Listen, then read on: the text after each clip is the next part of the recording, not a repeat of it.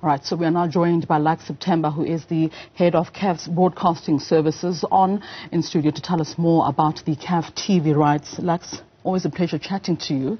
I mean, the last time I saw you was in Durban for the CAF Schools Championships. Very briefly, how do you reflect on the inaugural editions of these championships?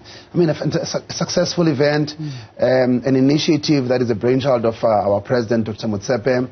And it started with about 500,000 kids from 20,000 different schools all over the continent, 41 countries that participated.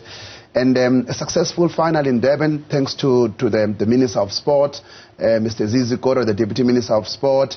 And of course, I mean, I think as CAF, we are quite satisfied, but there are a lot of things that we think we should improve. We will improve. Yeah. This is the first of its kind. And it's part of the President's pledge to invest in the youth of Africa and invest in African football. Yeah, let's talk about investing in African football. So sure. CAF has embarked on a global drive to sell the global product, or rather your television, your football to the global audience, the media rights to the global audience. Tell us more about what that process is going to entail. I mean, these are the most valuable rights, period, on African soil.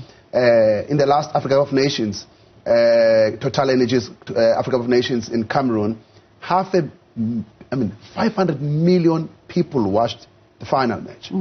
Now, you can bring Beyonce in Africa 50 times, and that audience will never actually accumulate to that. There is no other event on African soil that rivals this. This is the second biggest competition in Confederation. I think there is the Euro, and then there is the AFCON. When it comes to the valuable rights on it, there is nothing in African soil that rivals the popularity of football. Now, the president of CAF, the management of CAF, now wants to extract the commercial value out of this. We want to ensure that the African football can be commercially sustainable in the long term, and that is going to be through us raising enough money to plow back into development through the TV rights. And I think this is going to be the most exciting AFCON. I mean, the one in Cote d'Ivoire is going to be by far the most exciting AFCON. Already, there's excitement in the market. A lot of people want to buy the rights. And I think right now we are saying, we are looking at the partners who are going to be part of this vision of taking African football forward. Because one of the mandates that the President gave us, Dr. Motsepe, was that we have to make football accessible. But also, football must be able to make money so that it can pay players, pay, and ensure that the ecosystem is sustainable. It is self-sustaining going forward. How popular is African football to the global audience? I mean, you speak about the Africa Cup of Nations competition that's coming up in Cote d'Ivoire. Are these competitions still really relevant to a global audience, you think? I think you know, the numbers don't lie. The numbers reveal an interesting stat. I mean, the BBC doubled its African audience during the AFCON by, they recorded a 60% increase.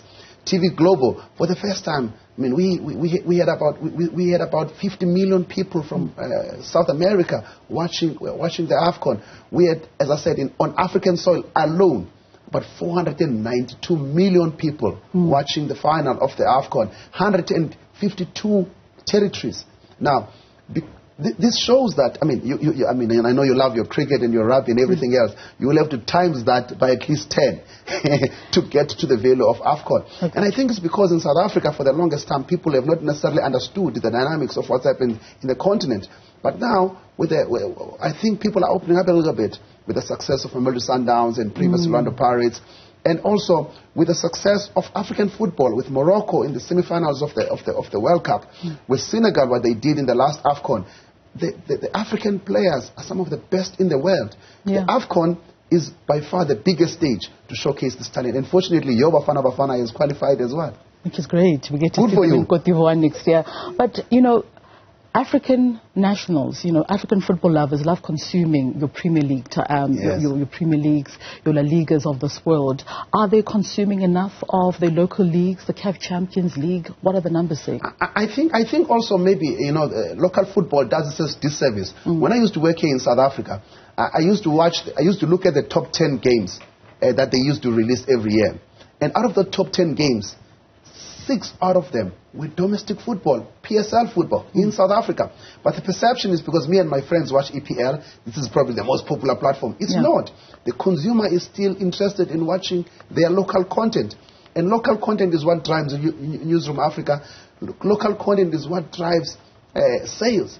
And the AFCON is an opportunity. It doesn't only attract, SuperSport is a player there, SABC is a player there, but you've got Canal Plus, you've got beIN Sport, you've got BBC, you've got Sky. I mean, last year we had about 63 broadcasters, international broadcasters, in the last AFCON. Yeah. This time around, I think it's going to be something very, very special when it comes to the demand. The demand is there.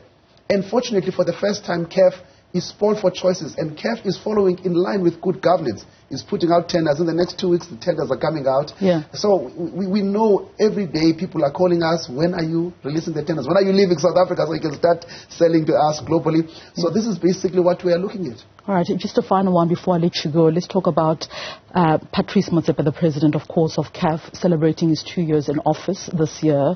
What strides do you think he's made since he became the president of CAF?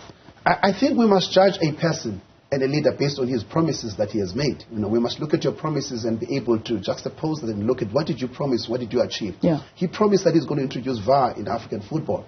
52 matches of AFCON were on VAR for the first time. WAFCON, women's AFCON, was on VAR for the first time in history. The entire chain, for the first time in history, was on VAR. You're seeing now more African referees becoming involved in VAR. He promised to invest in women's football. You saw the Women's Champions League, which he came under his leadership. Okay. We've seen the investment in women's football development. He promised to invest in the youth. The African Schools Championship, you were there. Yeah. You've just seen this. He promised to make football more commercially sustainable. And one of the clear money he gives people like myself in the commercial side and the communication side is like, we need to promote football and make it more accessible. So if you look at just those tick boxes, you look at what he promised in his 10-point plan and say, what is the progress that has been made? Of course, the progress has not been straight. It zigs and zags a little bit. Yeah. But there is progress. And I think there is tangible progress that we are going to look at in the future. All right, Lux, thank you so much for making time to chat to us this morning. That is, of course, Lux September, the head of CAF Broadcasting Services, in studio talking all things CAF.